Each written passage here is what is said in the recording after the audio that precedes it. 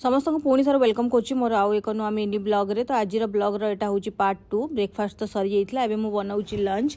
तो लंच रे मु आज बनाउची बीन्स आलू भजा।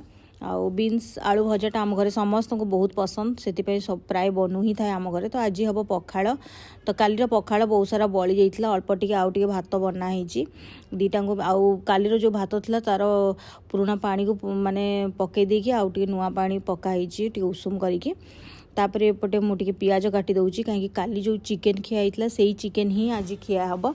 तो से चिकेन को सेपटे मुझे गरम करने बसई देती आउ थे मसला देकी आउ टे भल भाव में बनैबी। तो तापे ये पियाज देदेली आउ बटा मसला हलदी लंका गुंड लुण देकी भल भाव में कषिदेली। आ गोटे टमाटर भी देदेली। आउ एपटे ये झीर ये जो बेडटा को तलू कर बहुत उपरक हो जाऊँगी, से ठिया हो जाऊँगी। तापर एपटे टिके मसला हो गला पर से गरम करी चिकेन टाक एपट को नहीं आसिली आउे बढ़िया भाव में कषिदेली।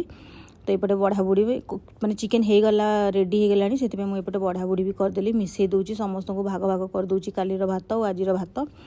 तापर एपटे चिकेन बाढ़ी दूची, चिकेन बाढ़ला पर खिया खिया आरंभ हो।